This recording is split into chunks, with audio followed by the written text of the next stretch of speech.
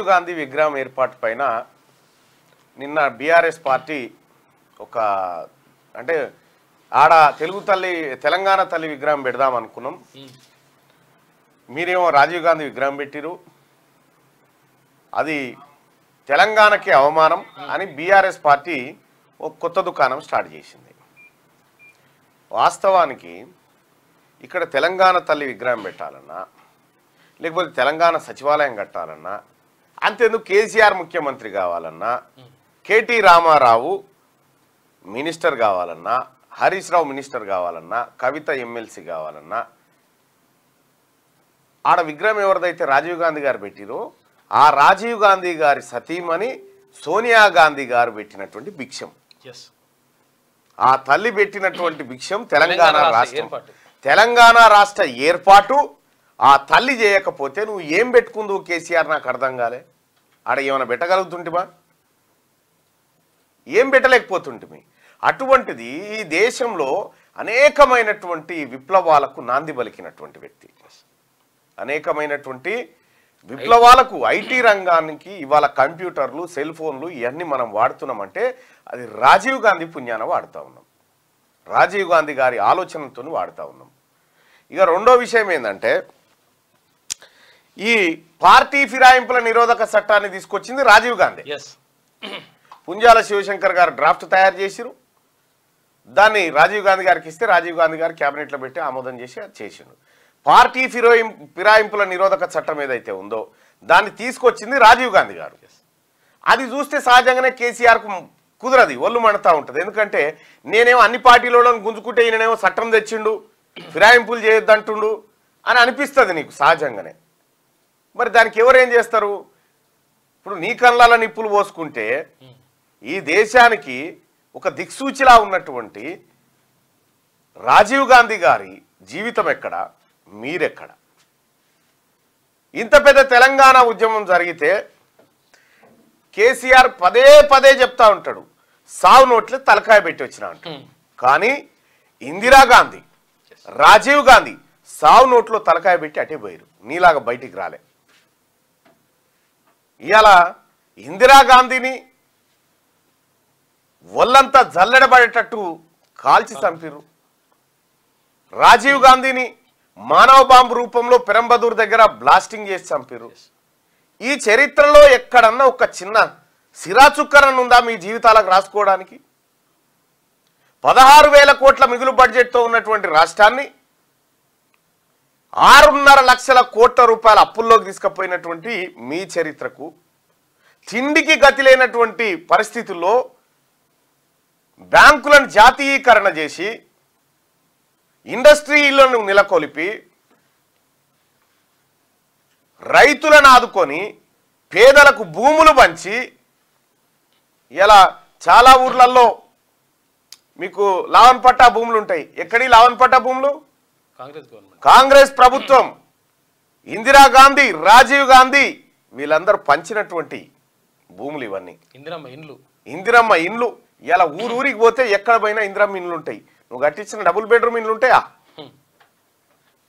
త్యాగాలకు నిలువైనటువంటి ఆ కుటుంబం మీద, ఆ విగ్రహం మీద చిల్లర మాటలు బంద్ చేసుడు నేర్చుకో కేసీఆర్. ఎందుకు చెప్తా ఉన్నామంటే మీ కొడుకు మీ అల్లుడు తలుగు తెంపుకున్న వాళ్ళ లెక్క వరుతా ఉన్నారు. మొన్నటిదాకా మీకు దాంట్లో 39 ఏమి ఇచ్చిరు అసెంబ్లీలా, ఇలా 0 ఇక గ్రాడ్యుయేట్ కాడ గుడ్లేలో పెట్టిరు. ఇక రేపు పొద్దుగాల ఆయనతో దిమ్మెగద్దలు కూడా ఉంచాలి అని మీకు అనుకుంటే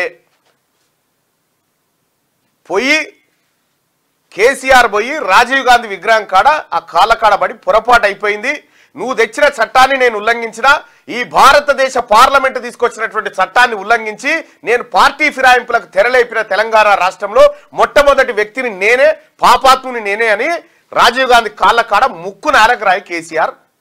నీకు అప్పటికి కూడా పాప పరిహారం కాదు, మీ ఇంటి వాళ్ళందరినీ తీసుకొని పోయి ఆయన కాళ్ళ కాడ ముక్కు నారకరాయి. నీ అసొంటోడు భవిష్యత్తులో ఉడతాడనే రాజీవ్ గాంధీ ముందుగాల పార్టీ ఫిరాయింపుల నిరోధక చట్టాన్ని తీసుకొచ్చాడు. ఇలా సమాచార హక్కు చట్టం తెచ్చింది ఎవరు? కాంగ్రెస్ పార్టీ ప్రభుత్వం కాదా? యూపీఏ గవర్నమెంట్ కాదా? ఉపాధి హామీ కూలి కరువు పని తెచ్చింది ఎవరు? కాంగ్రెస్ పార్టీ ప్రభుత్వం కాదా? రైట్ టు ఎడ్యుకేషన్ తెచ్చింది ఎవరు? కాంగ్రెస్ పార్టీ ప్రభుత్వం కాదా? ఇండస్ట్రీ పాలసీని తీసుకొచ్చింది ఎవరు? పంచవర్ష ప్రణాళికలు పెట్టింది ఎవరు?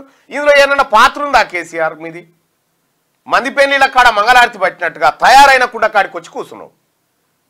కూర్చొని ఇప్పుడు అన్ని నాటకాలు.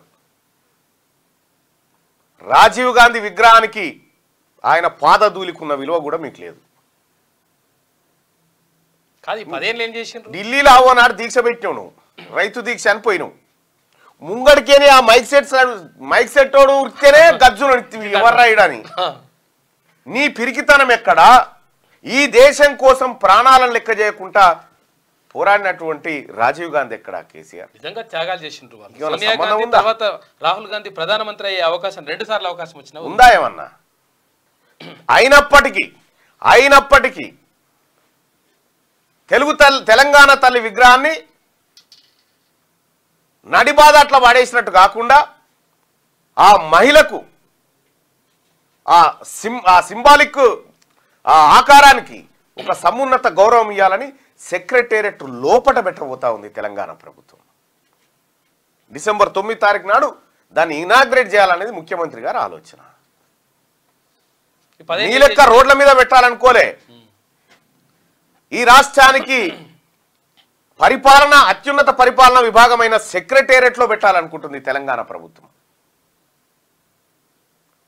ఇప్పటికైనా ఈ పిచ్చి ఆలోచనలు బంద్ చేసి ఇప్పుడు తెలంగాణ తల్లి విగ్రహం వర్సెస్ ఏది మనం దాన్ని ఆ విగ్రహాన్ని అడ్డం పెట్టుకొని ఇప్పుడు మళ్ళీ కొత్త రాజకీయం చేయాలని చూస్తూ ఉన్నారు. మీరు ఎన్ని చేసినా మీ వినాశనాలు దగ్గరకు వచ్చినాయి. మీకు మూడాలు వచ్చినాయి. మీకు దశమగ్రహం వచ్చి కూర్చున్నది. మిమ్మల్ని ఎవడు కాపాడలేడుగా. తెలంగాణ రాష్ట్రాన్ని ఆగం చేసిన మాట వాస్తవం. కేసీఆర్ ఆయన కుటుంబం సర్వనాశనం చేసింది. ప్రాయచిత్తపడు, తప్పైందని ఒప్పుకో. తెలంగాణ ప్రజలకు క్షమించే గుణం ఉంటుంది. ఎస్, నేను తెలంగాణ రాష్ట్రాన్ని సర్వనాశనం చేసిన, దోపిడీ చేసిన, మొత్తం లూటీ చేసిన అని ఒప్పుకో. ఏం తప్పే ఉంది? దాన్ని ఎవడని కొడతాడా, తిడతాడా? నేను ఒప్పుకొని ఇట్లే అరాగిరి చేస్తా, నేను ఇట్లనే లొలి పెడతా, ఇట్లనే పంచాయతీలు పెడతా, ఇట్లనే లేని పంచాయతీలు లేపుతా, మేము ఆంధ్రోళన తిడతాం అని మీరు అనుకుంటారేమో. బుద్ధి మారాలి ఎప్పటికైనా. ఇక రాజీవ్ గాంధీ విగ్రహం టాపిక్ ఇటు పెడితే, ఇక నాగార్జున సాగర్ నియోజకవర్గంలో బీసీలు ఎక్కడ? బీసీ చాలా మంది నన్ను అడుగుతా ఉన్నారు, అన్న మా క్యాస్ట్ ఎంత, మా కులం వాళ్ళు ఎంతమంది ఉన్నారు, మా కులం వాళ్ళు ఎంతమంది ఉన్నారు అని చెప్పి. విశ్వకర్మ సెప్టెంబర్ 17 విశ్వకర్మ జయంతి. ఎస్, విశ్వకర్మ జయంతి సందర్భంగా శుభాకాంక్షలు తెలియజేస్తాం. అలాగే మార్నింగ్ న్యూస్ చూస్తున్నటువంటి మిత్రులారా, ఈ లైక్ బటన్ని ఖచ్చితంగా క్లిక్ చేయండి. అలాగే షేర్ కూడా మీ వాట్సాప్ గ్రూప్లో, ఫేస్బుక్లో, ట్విట్టర్లో కూడా షేర్ చేయాల్సిందిగా రిక్వెస్ట్ చేస్తా ఉన్నాం. క్యూ న్యూస్ ఛానల్లో పనిచేయటకు అనుభవం గల సీనియర్ డిజిటల్ మార్కెటింగ్ వారు కావాలను సంప్రదించవలసిన నెంబర్ 8688926084. qnewsads@gmail.com ను సంప్రదించండి. లైక్ చేయండి.